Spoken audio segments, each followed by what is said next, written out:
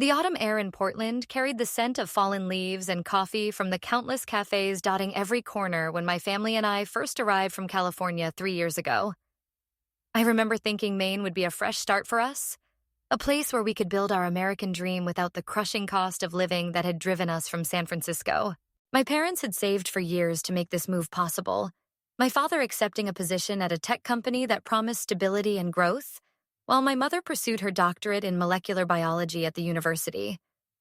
We weren't illegal immigrants, as some would later claim. We had come to this country properly, with visas and dreams and the kind of determination that only immigrant families understand. I was 15 then, a bundle of nerves wrapped in a secondhand winter coat that I'd bought in preparation for my first real winter. My little brother David was only 10, all wide eyes and endless questions about whether we'd see moose in our backyard. He'd already started calling himself David instead of his Chinese name, Dawei, eager to fit in before he'd even started school. That first morning at Riverside High School, I stood in the parking lot for a full 5 minutes, watching other students stream past in their groups, their laughter creating clouds of vapor in the cold morning air. My mother had styled my hair carefully that morning, her hands gentle as she worked, whispering encouragements in Mandarin about being brave and making friends. The cafeteria at lunch was a maze of social hierarchies that I couldn't decode. Long tables stretched across the room like barriers, each one claimed by different groups who seemed to know exactly where they belonged. I clutched my lunch tray with hands that trembled slightly, scanning for an empty seat that wouldn't mark me as an intruder. That's when I saw them. A group of girls at a table near the windows, one spot empty like it was waiting for someone.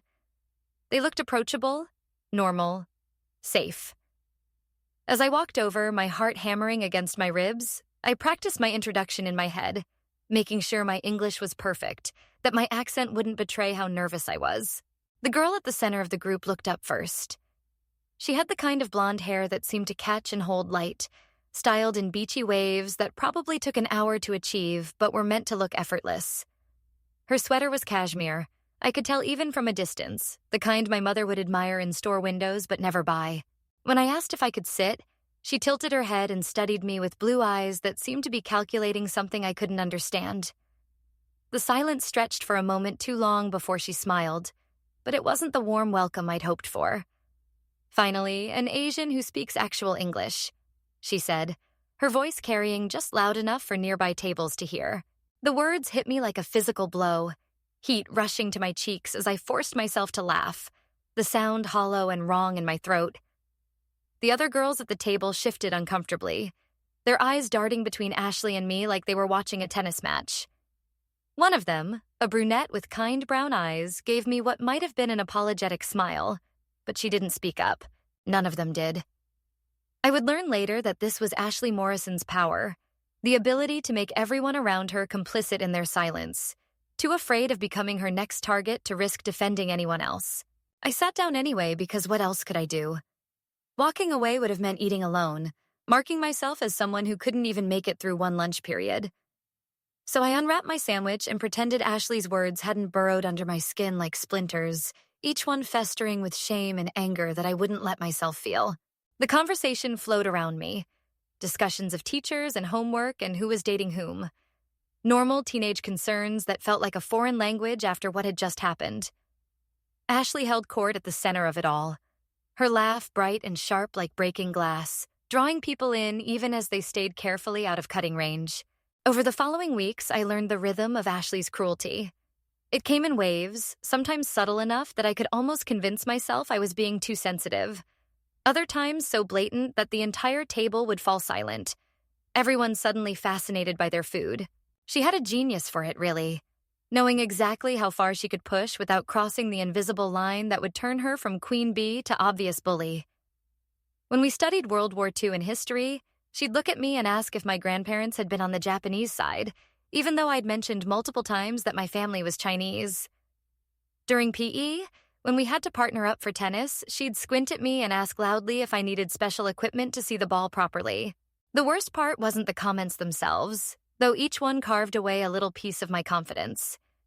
It was the way everyone else participated through their silence. Emma, the brunette who'd given me that sympathetic look on the first day, would always find something urgent to discuss with Madison whenever Ashley started in on me. Catherine would suddenly need to check her phone, scrolling through Instagram with fierce concentration. Even the teachers seemed to develop selective hearing whenever Ashley's voice took on that particular tone that meant I was about to become her entertainment for the next few minutes. I started eating faster, learning to finish my lunch in 15 minutes so I could escape to the library for the rest of the period. But Ashley adapted, timing her worst comments for when I was gathering my things to leave, ensuring I'd carry them with me for the rest of the day. She'd wait until I was almost at the edge of earshot before saying something about hoping the cafeteria food was better than what my family usually ate, her voice dripping with false concern. Once, she brought fortune cookies from Panda Express and made a big show of offering them to everyone at the table except me, saying she figured I was probably sick of them. At home, I kept it all locked inside. My parents had enough to worry about without adding my social problems to their list. Dad was working 60-hour weeks, trying to prove himself at his new company where he was one of only 3 Asian employees. Mom was drowning in research and coursework. Her English good, but not quite fluent enough to keep up without spending twice as long as her classmates on every assignment. When they asked about school, I'd tell them about my classes, my grades, anything but the girl who was slowly chipping away at my sense of self. David noticed something was wrong before they did. He'd always been perceptive for his age, watching the world with those serious eyes that seemed older than his years. One night, as I helped him with his math homework, he asked me why I looked sad all the time now. I told him I was just tired from studying, but he didn't believe me. He reached over and patted my hand with his small one, the gesture so earnest and sweet that I had to blink back tears. "Don't let them make you sad," he said in Mandarin, our secret language in this house where we were trying so hard to be American. "You're the best sister in the world." The breaking point came in December, when Ashley discovered something that changed the entire dynamic of her harassment. We were in the cafeteria as usual, the windows fogged with condensation from the contrast between the warmth inside and the bitter cold out. Ashley was scrolling through her phone when she suddenly let out a squeal that made everyone at nearby tables turn to look. She'd been pursuing some boy on Instagram, sliding into his DMs with what she probably thought was subtle flirting. Apparently, he'd finally responded, and she was vibrating with excitement as she showed his profile picture around the table. When the phone reached me, I felt my stomach drop. The boy in the picture was Chinese-American, with the kind of features that spoke of mixed heritage, handsome in a way that would definitely catch Ashley's attention. She snatched the phone back and fixed me with a look that was calculating in a new way, like she was seeing me for the first time as something other than a target. She coughed, the sound deliberately theatrical, and when she spoke again, her voice had taken on a different quality. "Cherry," she said, using my name correctly for once instead of the mocking variations she usually preferred.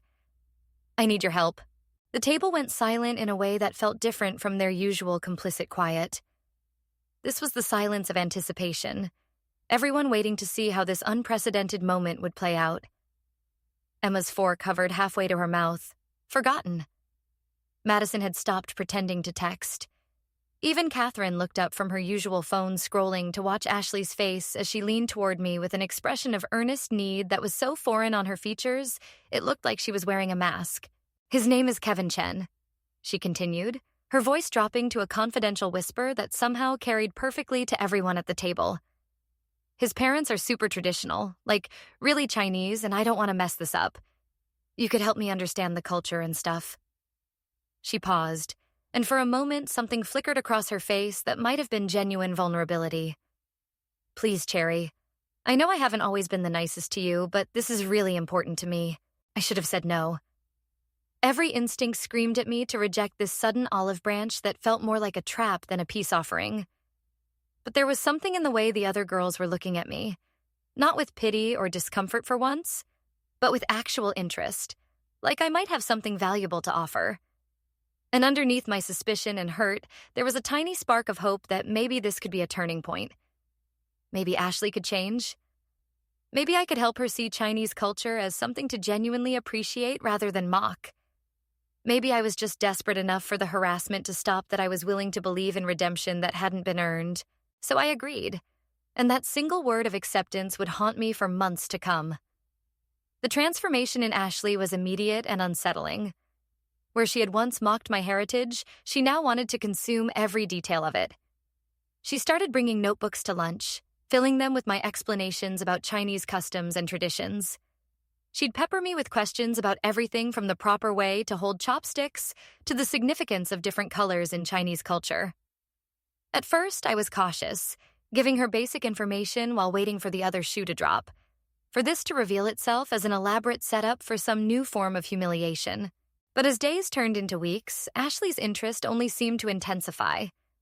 She started ordering Chinese food for lunch, not the American Chinese takeout she'd brought before, but dishes from the authentic place downtown that most of the students didn't even know existed. She'd make me watch as she practiced with chopsticks, correcting her grip with an intensity that was almost frightening. When I mentioned that Kevin's parents might appreciate if she knew some basic Mandarin phrases, she threw herself into learning with a determination that would have been admirable if it hadn't felt so desperate. The dynamic at our lunch table shifted in ways that made me increasingly uncomfortable. Where I had once been the target, I was now elevated to the position of cultural consultant, but it didn't feel like an improvement. Ashley's need for my knowledge was voracious and demanding. She'd text me at all hours with questions, getting irritated if I didn't respond immediately. She started showing up at my locker between classes, armed with new questions about Chinese holidays or family structures or dating customs. The other girls watched these interactions with expressions I couldn't quite read, something between relief that they were no longer walking on eggshells around Ashley's cruelty and discomfort at this new version of her personality. One afternoon, as I explained the importance of bringing gifts when visiting a Chinese family for the first time, I made what I thought was a helpful observation. I mentioned that Kevin's parents, like many traditional Chinese families, might have hopes that their son would date someone Chinese, but that showing genuine respect for the culture could go a long way toward winning their approval. The words were barely out of my mouth when Ashley's face transformed, the mask of eager interest slipping to reveal something ugly underneath. "That's not fair," she said, her voice rising to a pitch that made people at nearby tables turn to stare. "Just because I was born white, I have to suffer more?" I stared at her, genuinely lost for words. This girl who had spent months mocking my race, making me feel like an outsider in my own school, was now claiming that she was the one suffering because of her whiteness. The cognitive dissonance was so severe that I actually laughed, a short, disbelieving sound that made Ashley's face flush with anger. But I caught myself, remembering that I needed this tentative peace to continue, that anything was better than going back to the daily harassment. So I nodded slowly, biting back the words I wanted to say about suffering and fairness and who had really been hurt by the circumstances of their birth. After that conversation, something shifted in Ashley that was far more disturbing than her previous cruelty. She went from being interested in Chinese culture to being obsessed with it, but it was an obsession tainted with resentment and envy. She started wearing clothes she'd ordered from Chinese websites, silk blouses with Mandarin collars and elaborate embroidery that looked like costumes rather than fashion. She replaced all her Starbucks cups with bubble tea, making a production of drinking it in front of me while making comments about how lucky I was to have grown up with such amazing drinks. The envy in her voice whenever she spoke to me now was palpable, thick and bitter like medicine that coated every interaction. "You're so lucky to be born that way," she'd say, staring at me with an intensity that made my skin crawl. "I have to work so hard for what just comes naturally to you." It was as if she believed that being Chinese was some kind of superpower that I'd been gifted at birth, rather than an identity that had made me a target for her harassment just weeks before. The irony was so sharp it could have cut glass, but Ashley seemed completely oblivious to it. Her social media transformed overnight. Where she had once posted typical teenage content, selfies with friends, and complaints about homework, her Instagram now looked like a Chinese cultural appreciation account run by someone who had learned everything from Google. She posted pictures of herself at Chinese restaurants, always tagging me and Kevin, making sure everyone knew she had authentic connections. She shared quotes from Confucius that she'd obviously found on Pinterest, adding her own commentary about how these ancient wisdoms spoke to her soul. The performative nature of it all made me deeply uncomfortable, but I didn't know how to address it without potentially triggering a return to her previous behavior. Kevin, to his credit, seemed unsure about the entire situation. He was a junior, quiet and studious, the kind of guy who was more comfortable in the robotics lab than at parties. When Ashley finally convinced him to eat lunch with us, I watched him take in her transformation with barely concealed bewilderment. She'd dressed up for the occasion in one of her Chinese-inspired outfits, her blonde hair pulled back with chopsticks that she'd apparently decided were hair accessories. She spoke to him in the broken Mandarin phrases I'd taught her, her pronunciation so mangled that I could see him struggling not to wince. Throughout that lunch, Ashley kept turning to me for validation, asking if she was using the right phrases, if her chopstick technique was correct, if she was being respectful enough. Each question felt like a performance, and I was apparently both her audience and her prop. Kevin kept shooting me looks that seemed to be asking what was happening, but I didn't have answers for him. When he tried to have a normal conversation about school or shared interests, Ashley would somehow twist it back to Chinese culture. Her knowledge surface level, but delivered with the confidence of an expert. The worst part was how she began to position herself as more Chinese than me.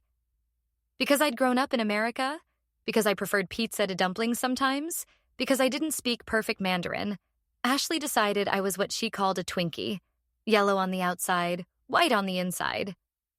She'd say it with a laugh, like it was an inside joke between us, but the words stung more than all her previous racist comments combined.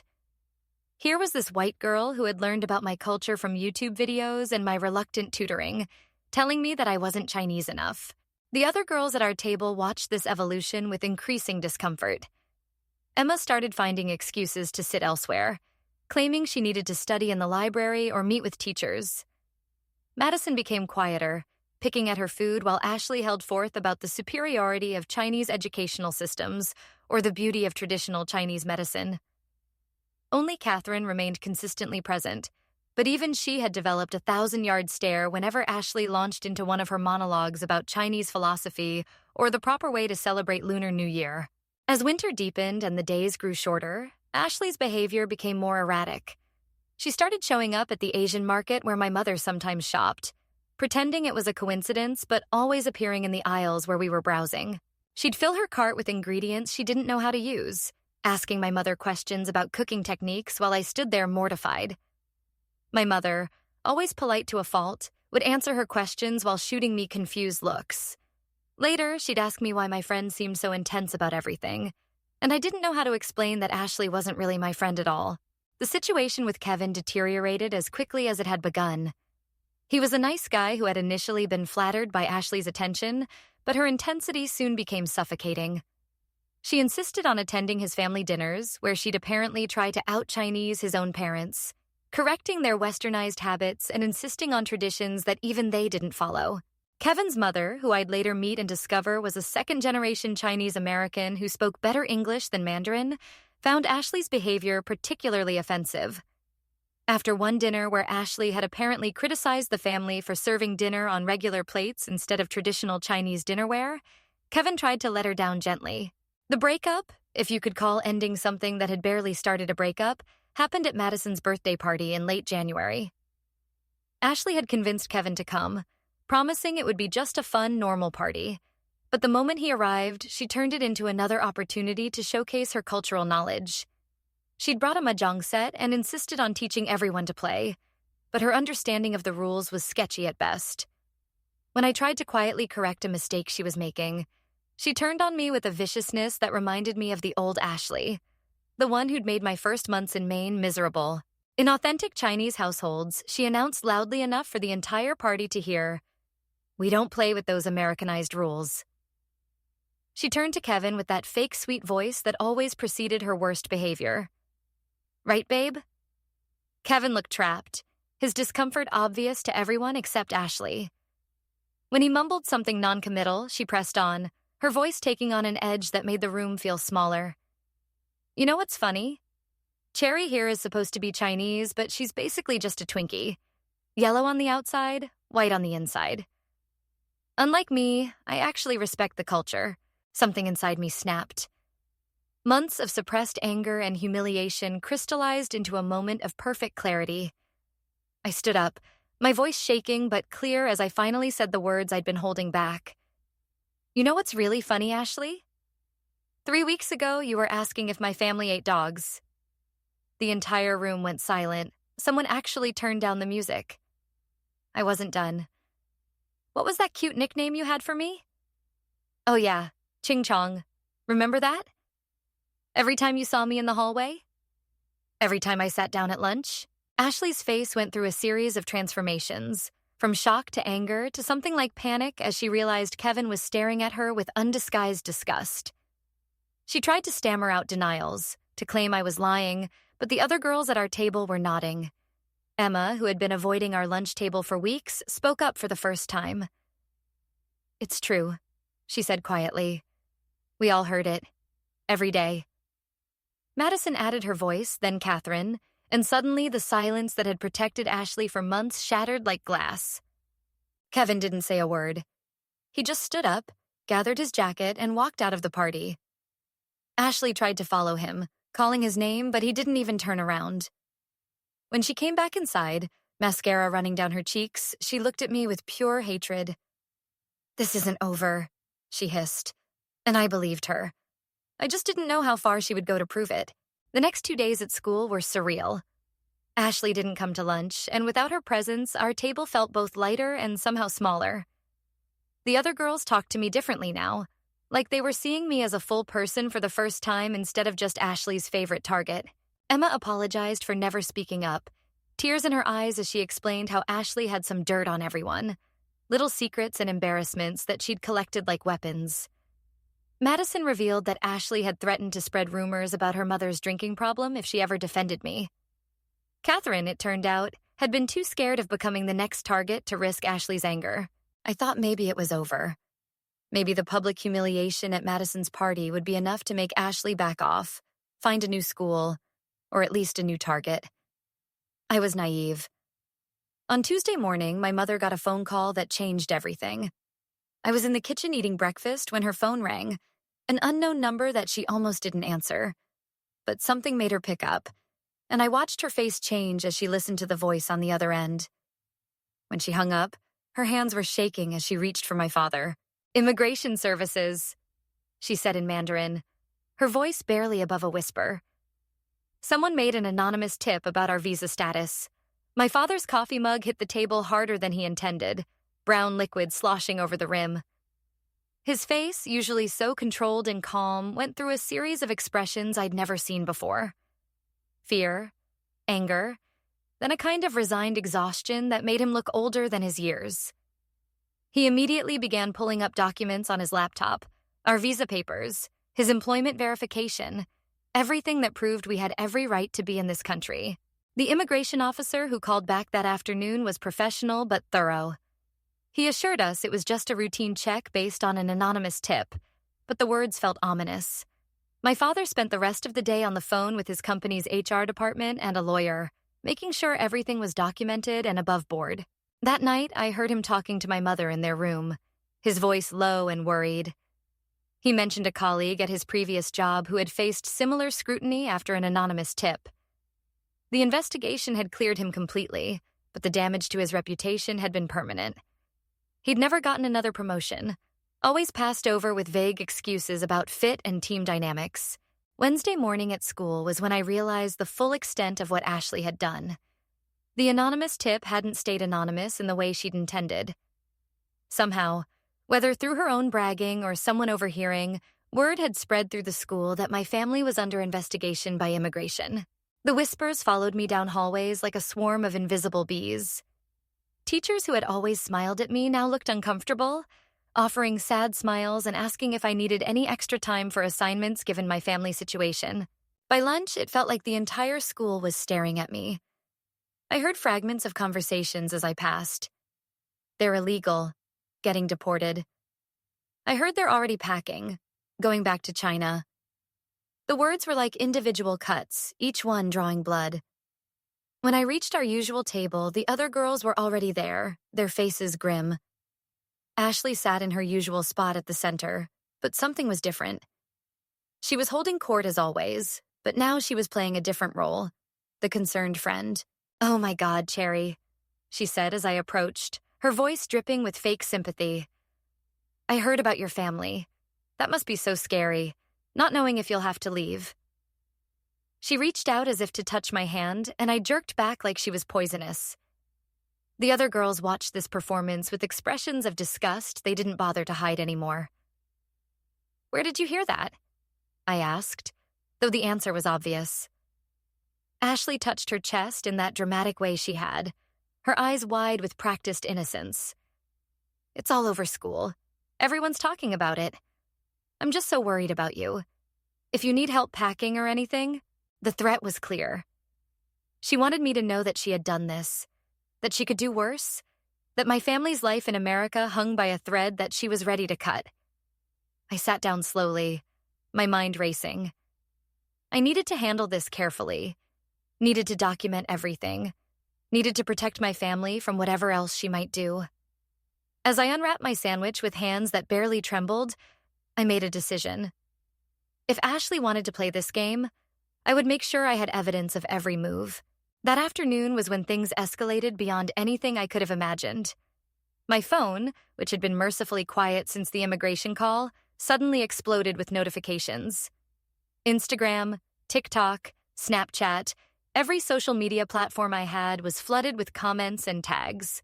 Someone had created fake accounts using variations of my name and was posting horrible things. Racist comments about white students, threats of violence, anti-American rants that sounded nothing like me but were being shared and screenshot before I could even report them. I sat in the bathroom stall, frantically reporting accounts and trying to do damage control, but they multiplied faster than I could handle. The posts were sophisticated in their awfulness, mixing just enough truth about my life with inflammatory lies to seem believable. They mentioned details only someone from school would know, like which classes I took and who my teachers were. By the time I got home, my mother was waiting for me with her own phone in hand, her face a mask of worry and confusion. David's elementary school had called. Someone had sent an anonymous email to the principal claiming our family was involved in visa fraud, that we were dangerous criminals who shouldn't be allowed near children. The principal, thankfully, had the sense to call my mother directly rather than acting on the tip, but she'd had to leave her lab in the middle of an important experiment to go pick up David early. He was in his room now, confused and scared because kids at school had started saying his family was going to be arrested. That night, our family had a meeting that felt more like a war council. My father had contacted a lawyer who specialized in harassment and cybercrime. My mother had documented every incident at David's school. I finally told them everything about Ashley, from the very first day of racist comments to her obsession with Chinese culture to the confrontation at Madison's party. My parents listened with expressions that cycled between fury and heartbreak, especially when they realized how long I'd been dealing with this alone. "We're pressing charges," my father said quietly when I finished. "This isn't just bullying anymore. This is harassment, defamation, potentially cyberstalking. It ends now." But even as he said it, we all knew it wouldn't be that simple. Ashley had been smart enough to use anonymous accounts and tips, careful enough to maintain plausible deniability. Proving she was behind everything would be difficult, maybe impossible. And in the meantime, our family's reputation in our new community was being systematically destroyed. The next morning, Thursday, brought a new level of horror. My grandmother in China called my mother in tears, barely coherent through her sobs. Someone had called her claiming to be from the Chinese government, speaking in broken Mandarin about our family being under investigation for fraud. They'd told her we were criminals who had brought shame to the family name, that we might be sent back to China in disgrace. My elderly grandmother, already in poor health, had collapsed from the stress and was now in the hospital. My mother broke down completely, sobbing in my father's arms while David and I stood frozen in the doorway. To target us was one thing, but to reach across the ocean to terrorize an elderly woman who had never hurt anyone in her life was beyond cruel. It was evil, and it was definitely illegal. The lawyer my father had contacted was at our house within an hour, his face grim as we showed him everything. The fake social media accounts, the immigration calls, the harassment at David's school, and now the international stalking of my grandmother. "We need everything documented," the lawyer said, his fingers flying over his laptop as he took notes. "Every text, every social media post, every witness who can verify the harassment at school. This has gone far beyond simple bullying. We're looking at multiple felonies here. But he also warned us that building a case would take time, and Ashley might escalate further before we could stop her. He suggested we consider getting a restraining order, though he admitted it would be difficult without concrete proof that Ashley was behind the anonymous attacks. Friday morning, Ashley wasn't at school. Word spread quickly through the hallways that police had visited her house the night before. Her parents had pulled her out of school pending an investigation. I thought I would feel relief, but instead there was only a hollow exhaustion. The damage was already done. The whispers about my family continued. The fake social media accounts kept multiplying, and David was still too scared to go back to school. My grandmother was stable, but still hospitalized. My relatives in China now aware that something terrible was happening to us in America. That afternoon, something unexpected happened. A girl I'd never spoken to before approached me after chemistry class. Her name was Victoria, and she'd transferred to our school just a few months before I had. She pulled me aside in the hallway, checking to make sure we were alone before speaking. "I know what Ashley's doing to you," she said quietly. She did something similar to a Korean girl at our old school. The family ended up moving away. I have proof, old text messages and posts she made. I kept everything because I knew she'd do it again. Victoria's story was chillingly familiar. Ashley had befriended a Korean student named Sarah, initially mocking her heritage before suddenly developing an obsession with Korean culture. When Sarah had tried to distance herself, Ashley had launched a campaign of harassment that included anonymous tips to immigration, fake social media accounts, and even calls to Sarah's elderly relatives in Korea. The family had eventually moved to escape the torment, but Victoria had watched it all happen and kept records, sensing that Ashley's pattern of behavior would repeat itself. We spent the next hour in an empty classroom as Victoria showed me screenshots, saved posts, and text conversations from 2 years ago. The similarities were undeniable.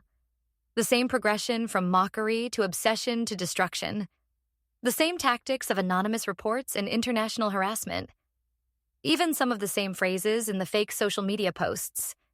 It was like Ashley had a playbook for destroying Asian families who didn't play along with her fantasies of cultural ownership. That weekend was a blur of legal meetings and evidence gathering. Victoria's proof was a game changer, establishing a clear pattern of behavior that went back years. Other students started coming forward with their own stories of Ashley's manipulation and cruelty. Emma revealed that Ashley had a secret Instagram account where she'd posted racist memes about me long before her supposed cultural awakening. Madison's older sister, who worked at the bubble tea shop Ashley frequented, shared security footage of Ashley taking pictures of me without my knowledge, following me around the store like a stalker. But Ashley wasn't done. That Saturday night, she posted a video that would change everything. It was perfectly crafted, filmed in what looked like a therapist's office, though we'd later learn it was just her father's home study with some careful staging. In the video, Ashley cried beautifully. Not the ugly sobbing of real distress, but the kind of telegenic tears that made her look vulnerable and wronged. She spoke about how she'd fallen in love with Chinese culture, how she'd tried so hard to learn and appreciate it, only to be bullied and excluded by the very people she was trying to honor. "I just wanted to understand," she said to the camera, her voice breaking at just the right moments. "But they made me feel worthless, like I could never be good enough because of my skin color. The racism I experienced, it broke me. I started having panic attacks. I couldn't eat. My parents are so worried about me." She went on to detail supposed incidents of discrimination, twisting real events until they were unrecognizable. The mahjong game at Madison's party became a story of me publicly humiliating her for trying to participate in cultural activities. Her breakup with Kevin was reframed as him choosing racial loyalty over love. The video went viral within hours. Justice for Ashley started trending on local social media. People who had never met either of us began taking sides based on a 3-minute performance. Comments poured in supporting her, calling out reverse racism and cultural gatekeeping. Our lawyer warned us not to respond publicly, but the damage was spreading faster than we could contain it. My father's workplace started getting calls demanding to know why they employed someone who would traumatize a young girl for appreciating Chinese culture. My mother's thesis advisor asked her if the controversy might affect her doctoral defense. Then Kevin Chen did something I'll never forget. Without telling anyone, he recorded and posted his own video in response. It was simple, just him sitting in his car, speaking directly to the camera without any dramatic staging or tears. But his words carried the weight of truth in a way Ashley's performance never could. He started by introducing himself properly, explaining that he'd dated Ashley Morrison for exactly 2 months and 3 days, and what he'd witnessed during that time had nothing to do with cultural appreciation. What I saw was obsession, he said, his voice calm but firm. She didn't want to understand Chinese culture. She wanted to own it, to wear it like a costume, to use it as a weapon. He described specific incidents, like how she'd tried to correct his own Mandarin pronunciation despite barely knowing the language, how she'd taken photos of his family's heirlooms without permission, planning to buy replicas online so she could display them in her room, how she'd insisted on speaking for him at family gatherings, explaining Chinese customs to his own relatives as if they didn't understand their own culture. When Cherry confronted her at Madison's party, Kevin continued, "It wasn't bullying. It was someone finally standing up to months of racist harassment disguised as appreciation." Ashley Morrison called her Ching Chong. She made jokes about eating dogs. She mocked her appearance and her accent. And when she couldn't date me anymore, when her fantasy of becoming Chinese through proximity fell apart, she decided to destroy the very people whose culture she claimed to love. His video ended with a simple statement. "I believe Cherry because I've seen what Ashley is capable of. And I'm ashamed I didn't speak up sooner." Kevin's video changed the narrative overnight. Other students began sharing their own experiences with Ashley, and a pattern emerged that was impossible to ignore. Former classmates from her previous schools came forward with similar stories. A girl named Brittany shared screenshots of messages where Ashley had bragged about destroying the Korean student Victoria had mentioned. Jason, a Latino student from Ashley's freshman year, revealed that she'd gone through a phase of obsessing over Hispanic culture too, complete with fake social media accounts attacking him when he wouldn't teach her Spanish slang. The walls were closing in on Ashley, but she had one more card to play. Monday morning, we woke up to find that someone had vandalized our front door with racist graffiti. The words, "Go home, illegals," were spray-painted in red across the white paint my mother had chosen so carefully when we moved in. David saw it first, standing frozen in his dinosaur pajamas as my parents rushed to block his view. But it was too late. The confusion and fear in his eyes as he asked why someone would write that on our house broke something in all of us.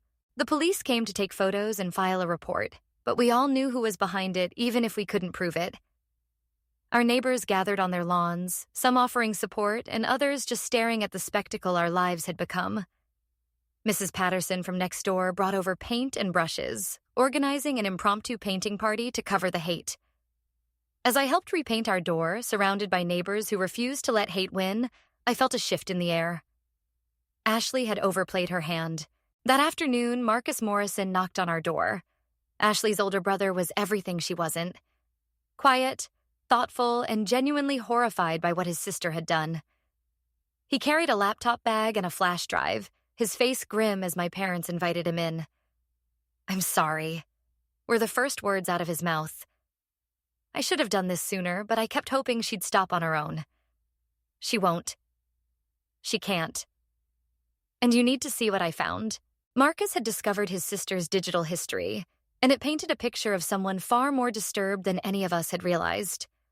She had a private blog, password protected and hidden, where she'd documented her campaigns against various students over the years. The entries went back to middle school and revealed a pattern of selecting targets from different ethnic backgrounds, studying their cultures obsessively, then systematically destroying anyone who didn't play along with her fantasies of belonging. One entry from 3 years ago was particularly chilling. "Sarah thinks she's so special because she's Korean," Ashley had written. "But I'll show her. By the time I'm done, everyone will see me as more Korean than her. And when she objects, I'll destroy her for being a gatekeeper. She thinks her blood makes her better than me, but I'll prove that appreciation trumps genetics. If I can't be Korean, then she doesn't get to be either." The entry went on to detail her plans for anonymous reports, fake social media accounts, and harassment campaigns that matched exactly what had happened to Sarah's family. My parents immediately shared everything with our lawyer and the police. The blog provided the evidence we'd been missing, showing clear premeditation and a pattern of criminal behavior spanning years. But Marcus wasn't done. He also revealed that Ashley had been in therapy before, that their parents had sent her after the incident with Sarah, but she'd manipulated the therapist into believing she was the victim. She'd learned to use therapy language to justify her behavior, talking about cultural gatekeeping and reverse racism to mask her own deep-seated prejudices and obsessions. "This isn't just about race," Marcus explained, looking exhausted. "It's about control. She picks people she sees as having something she wants, something she thinks she deserves. When she can't have it, when she can't become them, she has to destroy them. It's like she believes their existence makes her less than, so they have to be erased." He'd found similar patterns with a Mexican student, a Native American girl, even a Jewish boy whose religion she'd briefly fixated on. Always the same cycle of mockery, obsession, and destruction. Tuesday brought a development none of us expected. Principal Harrison called an emergency assembly to address what he called the toxic culture that had allowed harassment to flourish unchecked. He didn't name Ashley directly, but he didn't have to. Everyone knew what had prompted this sudden commitment to anti-bullying measures. He announced new policies, including mandatory reporting of harassment, regular training for staff on recognizing manipulation and abuse, and a zero-tolerance policy for discrimination of any kind. "We let you down," he said, looking directly at me in the front row. "We saw signs and dismissed them. We heard reports and didn't investigate thoroughly. We prioritized keeping the peace over protecting students. That ends now." He went on to apologize specifically to several students, including me, for the administration's failure to act sooner. It was a start, but it felt hollow after everything we'd been through. Policies couldn't undo the damage to my family, couldn't erase the fear in David's eyes or the stress that had hospitalized my grandmother. After school, our original lunch group gathered in the cafeteria. It felt surreal to sit at that table without Ashley's toxic presence dominating the space. Emma, Madison, Catherine, and now Victoria and several other girls who'd been too afraid to sit with us before.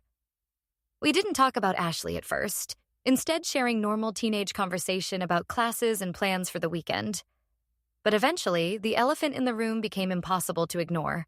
"I'm sorry," Emma said suddenly, her voice cutting through the chatter. "We all failed you, Cherry. We saw what she was doing and we were too scared to stop it." Madison nodded, tears streaming down her face as she admitted that her fear of becoming Ashley's target had made her complicit in the harassment. Catherine revealed that Ashley had photos from a party where she'd gotten drunk, threatening to send them to her strict parents if she ever defended me. One by one, the girls shared the hold Ashley had over them, the little secrets and embarrassments she'd collected like ammunition.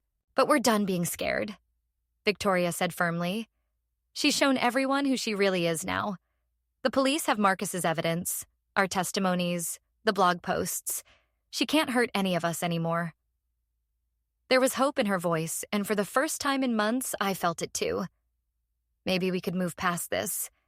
Maybe our family could find peace in Maine after all. Maybe Ashley's reign of terror was finally over. Wednesday morning shattered those hopes. My mother got a call that made her drop her coffee mug, sending it crashing to the kitchen floor in a spray of ceramic and liquid. It was my aunt in China, barely coherent through her tears. My grandmother had received another call, this one claiming to be from American authorities saying our entire extended family was under investigation, that assets would be frozen, that everyone connected to us was in danger. The stress had been too much for her already fragile health. She'd had a heart attack and was in intensive care. That was the final straw. My father, usually so controlled and measured, slammed his fist on the table hard enough to make everything jump. He called our lawyer and demanded immediate action. Within hours, we had an emergency restraining order against Ashley and her family. The police, now armed with Marcus's evidence and the pattern of escalating international harassment, moved to arrest her. But Ashley had anticipated this. When they arrived at her house, she was gone. Her parents were distraught but cooperative. They revealed that Ashley had been planning this for days, secretly withdrawing money from her college fund and researching ways to disappear. They'd thought she was finally accepting responsibility for her actions, going to therapy appointments and staying quiet. Instead, she'd been covering her tracks and preparing to run. A manhunt began, but Ashley had learned from her years of creating fake identities online. She knew how to disappear when she needed to. Thursday passed in a haze of police interviews and worried phone calls to China. My grandmother was stable but critical, and my mother was desperate to fly back to be with her. But our lawyer advised against it, warning that leaving the country now might complicate our legal case. We were trapped, unable to comfort our dying grandmother, unable to escape the nightmare Ashley had created. David had stopped going to school entirely, too traumatized by the bullying and fear to face his classmates. Then, late Thursday night, Ashley made her final mistake. She posted one last video, this time from what looked like a hotel room. Her appearance was different, hair dyed dark and cut short, but her eyes held the same manic intensity. In the video, she ranted about persecution, about how the world was against her for simply wanting to appreciate other cultures. She claimed she was the real victim, driven from her home by reverse racism and cultural gatekeeping. But in her anger, she let slip details about her location, mentioning specific landmarks that gave away her position. Within hours, the police had tracked her down to a motel just outside of Boston. The arrest video, captured by a bystander and posted online, showed Ashley being led away in handcuffs while screaming about injustice and discrimination. Even in that moment, she was performing, trying to control the narrative one last time. But the evidence against her was overwhelming. Multiple counts of harassment, cyberstalking, fraud, making false reports to federal agencies, and interstate threats. The girl who had tormented my family and so many others was finally facing real consequences. Friday morning brought a mix of relief and exhaustion. Ashley was in custody, formally charged with enough crimes to ensure she wouldn't be free to hurt anyone for a long time. Her parents held another press conference, this time with their lawyer present. They looked broken, aged a decade in a week. Her mother spoke first, her voice steady but filled with pain. "We failed our daughter," she said simply. "We saw her interest in other cultures as something positive, something to encourage. We didn't see the darkness underneath, the way she was using appreciation as a weapon."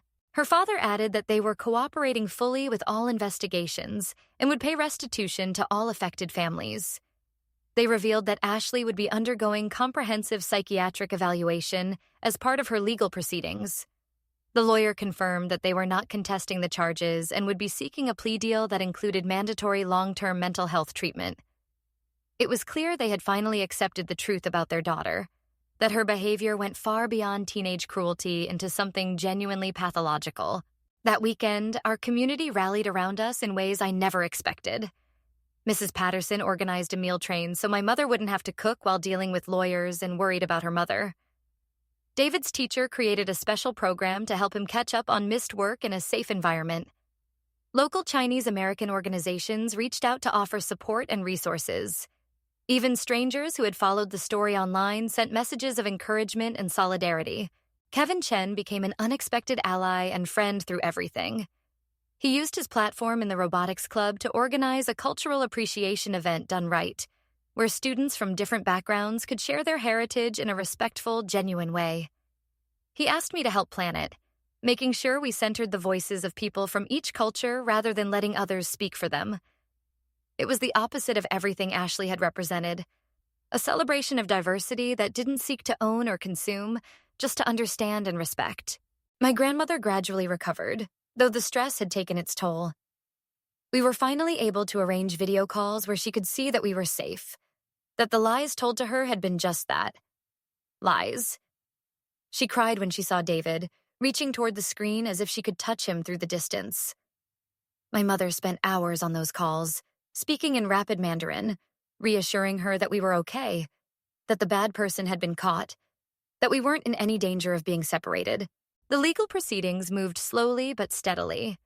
Ashley's blog became key evidence, showing a pattern of premeditated harassment spanning years and multiple victims.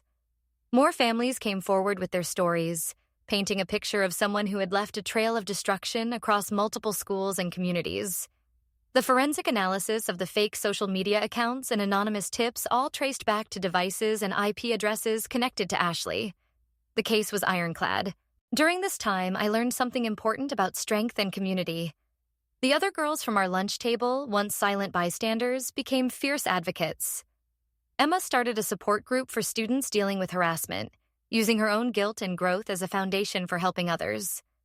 Madison's family business, which had initially suffered from association with the controversy, bounced back stronger than ever as the community rallied to support them. Catherine found her voice, literally joining the debate team and speaking out about the importance of being an upstander rather than a bystander. Victoria and I became close friends, bonded by our shared experience of Ashley's manipulation, but determined not to let it define us. She told me more about Sarah, the Korean girl who had been Ashley's previous target. Victoria had reached out to her, and while Sarah wasn't ready to revisit that trauma by testifying, she sent a letter of support that meant everything to me. It reminded me that survival was possible, that families could heal, that Ashley's poison didn't have to be permanent. 3 months after that horrible Tuesday when Immigration Services first called, Ashley was sentenced. The judge, after reviewing all the evidence and testimonies, gave her the maximum sentence for someone her age, including mandatory psychiatric treatment, community service specifically serving the communities she had targeted, and a restraining order preventing her from contacting any of her victims or their families. She would spend at least 2 years in a secure treatment facility, with the possibility of additional time depending on her progress. During the sentencing, Ashley finally dropped her mask of victimhood. When given the chance to speak, she launched into a tirade that shocked even her own lawyer. She ranted about how unfair it was that some people were born into cultures she had to work to understand, how her whiteness was a disadvantage in a world that celebrated diversity. The judge cut her off, pointing out that her actions showed not appreciation, but appropriation, not love, but possession, not respect, but racism wrapped in a different package. He told her that true appreciation of culture comes from humility, not entitlement, from listening, not demanding, from supporting, not destroying. As they led her away, Ashley looked at me one last time. The hatred in her eyes was mixed with something else, maybe confusion, maybe the first crack in her worldview that positioned her as the eternal victim.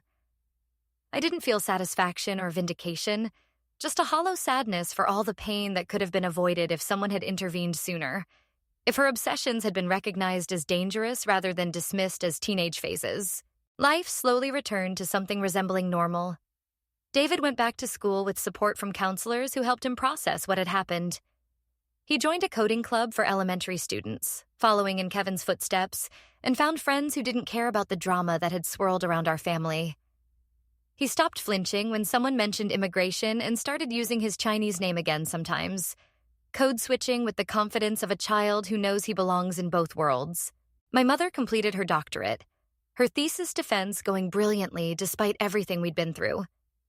Her research on molecular markers in cancer cells would go on to be published in major journals, a reminder that we were so much more than the crisis Ashley had tried to reduce us to. My father got his promotion and then another one, his company recognizing that his handling of the situation with grace and determination reflected the leadership qualities they valued. The anonymous tips and false allegations became a footnote, not a defining chapter. I threw myself into school with new purpose. The essay I wrote about standing up to cultural appropriation and harassment for my college applications resonated with admissions committees who were grappling with these very issues on their campuses. When I got my early acceptance letter to my dream school, it felt like more than just an academic achievement. It was proof that Ashley hadn't succeeded in derailing my future, that her attempts to destroy my family had only made us stronger and more clear about who we were. The lunch table that had once been a site of daily humiliation became a gathering place for students from all backgrounds. What started as a trauma-bonded group of girls expanded into a genuine multicultural friend circle. We hosted potlucks where everyone brought dishes from their heritage, but there was no performance or appropriation, just sharing and appreciation. We supported each other through the rest of high school, celebrating achievements and comforting through setbacks, bound together by the understanding that silence in the face of injustice made us all complicit. Marcus Morrison kept in touch, sending occasional updates about his own journey of healing from growing up with Ashley. He was in therapy himself, working through the guilt of not acting sooner and the complex grief of losing the sister he'd hoped she could be. He went on to study social work, determined to help identify and intervene with young people showing similar patterns of behavior. His courage in coming forward had been crucial to stopping Ashley, And I told him that whenever he doubted himself. A year later, I gave a speech at our school's Cultural Heritage Month about my experience. I talked about the difference between appreciation and appropriation, between genuine interest in learning about other cultures and the desire to own them.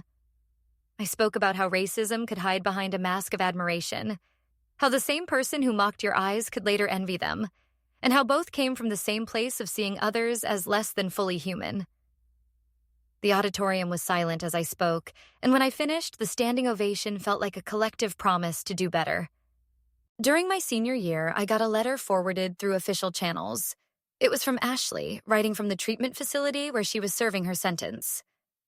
The letter was monitored, of course, part of her therapy process. In it, she didn't apologize exactly, but she acknowledged the harm she'd caused. She wrote about understanding finally that cultures weren't costumes to be tried on or treasures to be stolen, but living, breathing identities that belonged to real people with real histories. It felt like a first step, though I knew from Sarah's experience through Victoria that Ashley's patterns ran deep and change, if it came at all, would be a long process. I didn't respond to the letter. Some bridges, once burned, don't need rebuilding, but I kept it as a reminder that even the worst behaviors could potentially be unlearned, that the girl who had tried to destroy my family was also a person capable of growth, even if that growth came too late to undo the damage. It didn't make me forgive her, but it let me release the last of the anger that had lived in my chest since that first day in the cafeteria. Graduation day was brilliant and sunny, the kind of Maine summer day that makes you forget the brutal winters. As I walked across the stage to receive my diploma, I saw my family in the audience. My parents, proud and tearful. David, now 13 and confident, cheering louder than anyone. Even my grandmother had flown in from China, healthy enough to travel again, determined to see her granddaughter graduate from American high school. We had survived Ashley's campaign of terror. We had survived the investigation, the harassment, the attempts to tear our family apart. In the end, Ashley had failed in her ultimate goal. She had wanted to break us, to punish us for being what she could never be, for having an authentic connection to our culture that she could only imitate. Instead, her hatred had crystallized our identity, made us more proud of our heritage, more committed to standing up against appropriation and racism in all its forms. We were Chinese American, emphasis on both words, and no one could take that from us. Victoria gave the salutatorian speech, and in it she talked about the power of speaking up, of not letting fear silence us when we see injustice. She didn't mention Ashley by name, but everyone knew what had inspired her words. The girl who had once kept silent out of fear had become someone who refused to let others suffer in silence. The ripple effects of that terrible year had transformed not just those of us directly affected, but our entire school community. After the ceremony, as families gathered for pictures and congratulations, Kevin found me in the crowd. He was heading to MIT for engineering, I was going to Stanford for pre-med, but we'd stayed friends through everything. "Thank you," he said simply, "for standing up to her, for showing me what courage looks like." I told him he'd shown plenty of courage himself, posting that video when it would have been easier to stay silent. We took a picture together, not as a couple, but as survivors of someone else's twisted fantasy, as friends who had found each other in the aftermath of chaos. That summer before college was bittersweet. Leaving Maine meant leaving the community that had ultimately embraced and protected us, but it also meant new beginnings free from the shadow of what had happened. I spent time with David, teaching him some of the coding Kevin had shown me, watching him grow more confident each day. We visited China together as a family, my grandmother proudly introducing her American grandchildren to extended relatives. The lies Ashley had spread long since exposed and dismissed. On one of my last nights at home, my mother and I sat in the kitchen where that first horrible phone call from immigration had come. She made tea the way her mother had taught her, and we talked about everything that had happened. She told me how proud she was that I had found my voice, that I hadn't let Ashley's cruelty silence me or make me ashamed of who I was. "We are stronger than we know," she said in Mandarin. That girl tried to use our own identity against us, but she didn't understand that our roots run too deep to be pulled up by someone who only sees the surface. The story could end there, with triumph and healing and new beginnings, but life is messier than neat endings. 2 years into college, I learned that Ashley had been released from the facility. She'd completed her treatment, satisfied the court requirements, and was starting over in a different state. The news unsettled me for days, the old fear creeping back that she might somehow return to our lives. But then I realized that I wasn't the same scared 15-year-old who had sat down at her lunch table. None of us were the same people we'd been before. I was studying to become a doctor, inspired partly by my grandmother's health scare to pursue medicine. David was thriving in high school, confident in his dual identity, a star on both the robotics team and the traditional Chinese instrument ensemble. My parents had found their footing in Maine, my mother now a respected researcher, my father a senior manager mentoring other immigrants navigating corporate America. We had built a life that Ashley's hatred couldn't touch. The last update I heard came through Marcus, who still sent occasional messages. Ashley was living quietly, working at a job that had nothing to do with the communities she'd once terrorized. She'd legally changed her name, understanding finally that some bridges couldn't be rebuilt, that the consequences of her actions would follow her forever in the age of Google. Whether she'd truly changed or simply learned to hide her obsessions better, I didn't know and didn't need to know. Her story was no longer intertwined with mine. Sometimes, when I tell people about what happened, they struggle to understand how someone could be racist while claiming to love a culture, how appreciation could become weaponized, how someone's obsession with becoming something they're not could lead to such destruction. I tell them that racism isn't always as simple as hatred. Sometimes it wears the mask of love, of admiration, of envy. Sometimes it comes from people who think their interest entitles them to ownership, who see cultures as commodities rather than identities, who believe that wanting something badly enough gives them the right to take it. The truth is, Ashley Morrison taught me more about my own identity than years of peaceful existence might have. In trying to steal what she thought made me special, she forced me to examine and understand it myself. In attempting to destroy my family's place in America, she made us dig our roots deeper, build our community stronger, find our voices louder. Her hatred became the crucible that forged our resilience.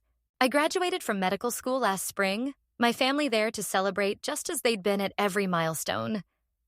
David gave a speech at the family dinner that made everyone cry, talking about how his big sister had shown him that standing up for who you are isn't just brave, it's necessary. My grandmother, now in her 80s but still fierce, raised a toast in Mandarin to the family that had weathered storms and emerged stronger. My parents, gray creeping into their hair but their spirits undimmed, held hands as they watched their children thrive in the country they'd sacrificed so much to call home. And somewhere out there, Ashley Morrison lives with the consequences of her choices. I hope she's found peace. Real peace.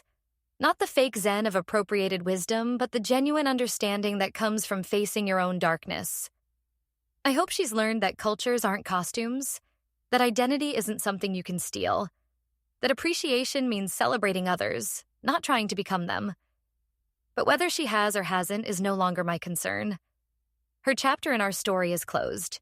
What remains is this: a family that refused to be broken, a community that chose justice over comfort, voices that refused to be silenced, and the knowledge that sometimes the worst experiences forge the strongest bonds. Ashley tried to use our identity against us, to weaponize our own culture as a tool of destruction. Instead, she reminded us of who we were, why we were proud, and what we would fight to protect. In trying to tear us down, she built us up. In trying to erase us, she made us indelible. That's the irony that I carry with me now. Years removed from that terrified girl in a Maine high school cafeteria. The person who tried hardest to destroy my sense of self ended up crystallizing it. The girl who wanted to own my culture forced me to understand why it could never be owned. The bully who wielded appreciation as a weapon taught me the difference between genuine respect and possessive obsession. Ashley Morrison, in all her hatred disguised as love, became the unwitting catalyst for everything I became. And that's the final victory, isn't it? Not just surviving what she put us through, but transforming it into purpose. Every patient I treat, especially those from immigrant communities who face discrimination in healthcare, benefits from the empathy born of those experiences. Every time David stands up for someone being marginalized, he carries forward the lessons learned from our family's trial. Every success we achieve is built on the foundation of refusing to let hatred win. The scared 15-year-old who sat down at Ashley Morrison's lunch table couldn't have imagined the woman she'd become. But that's the power of survival, the gift hidden in the curse. We don't just endure, we evolve.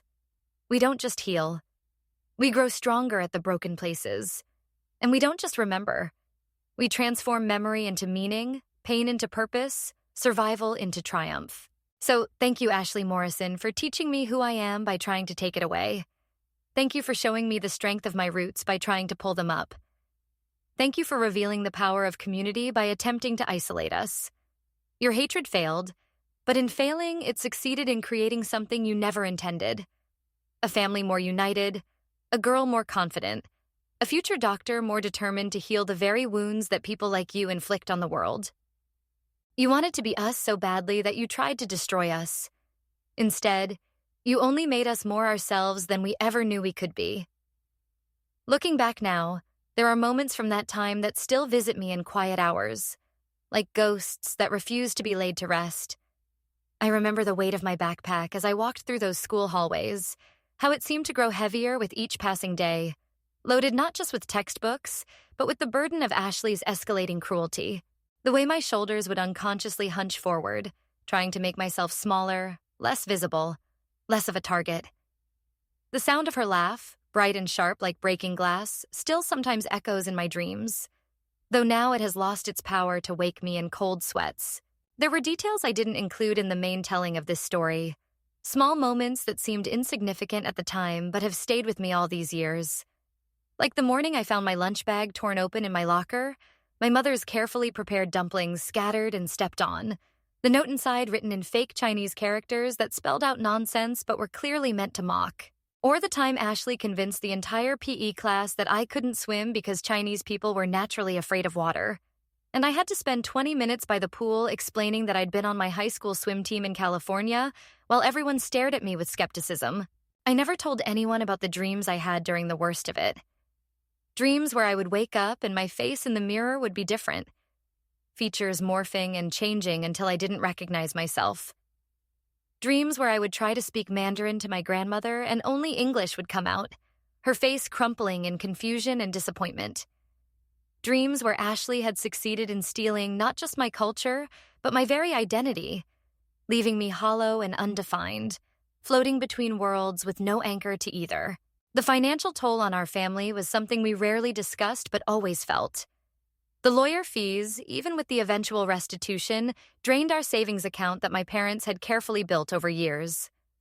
The therapy sessions for all of us, especially David, were necessary but expensive. My mother had to take unpaid leave from her research position to deal with the legal proceedings and to care for her mother from afar.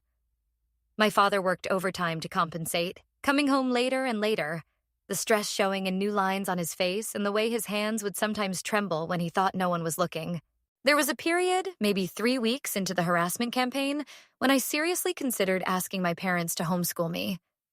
I had researched online programs, figured out the logistics, even drafted the conversation in my head.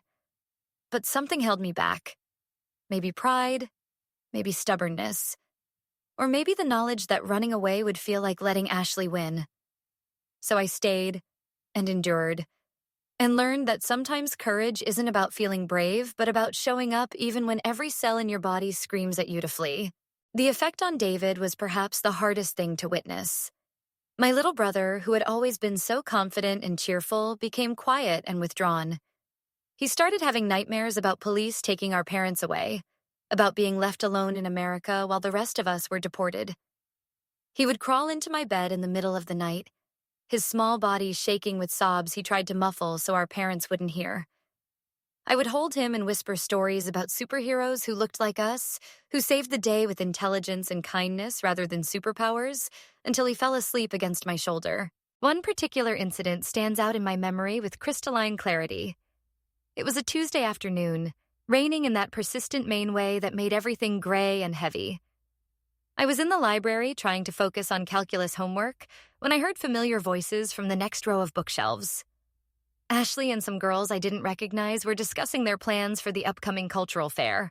Ashley was explaining how she intended to set up a Chinese culture booth, complete with traditional dress she'd ordered online and authentic food she'd have me help her prepare. The casual assumption that I would participate in her performance, that I would help her appropriate my culture for extra credit and admiration, made my hands shake so badly I had to put down my pencil. But what happened next was worse. One of the girls asked Ashley if she was worried about being accused of cultural appropriation. Ashley's response was delivered in that confident, authoritative tone she used when she felt most self-righteous. Cultural appropriation is just gatekeeping by people who want to hoard their culture, she said. I'm appreciating and preserving traditions that even Cherry doesn't follow properly. If anything, I'm more Chinese than her because I actually care about maintaining the pure traditions, not the watered-down American version. The silence that followed her words was deafening, and I realized with sick certainty that she actually believed what she was saying. That night, I broke down completely. Not the quiet tears I'd been allowing myself in private moments, but body-shaking sobs that brought both my parents running to my room. I told them everything, not just the facts they already knew, but the feelings I'd been hiding. How small she made me feel. How I'd started to question my own identity, wondering if I really was the fake she accused me of being. How I hated going to school, but hated more the idea of letting her drive me away. How guilty I felt for bringing this trouble to our family when they had worked so hard to build a life here. My mother held me while my father paced the room, his face cycling through expressions of rage, sorrow, and fierce protectiveness. They didn't offer empty platitudes or tell me everything would be okay. Instead, my mother shared her own stories of facing discrimination when she first came to America, how people had mocked her accent and assumed she was less intelligent because English was her second language. My father talked about the microaggressions at work, the assumptions that he was good with numbers but couldn't be creative or lead teams. They didn't minimize my pain by comparing it to theirs. Instead, they helped me understand that we were part of a larger story, a longer struggle, and that Ashley was just the latest in a long line of people who would try to define us by their own limitations. The next day, something had shifted in me. I walked into school with my spine straighter, my chin higher.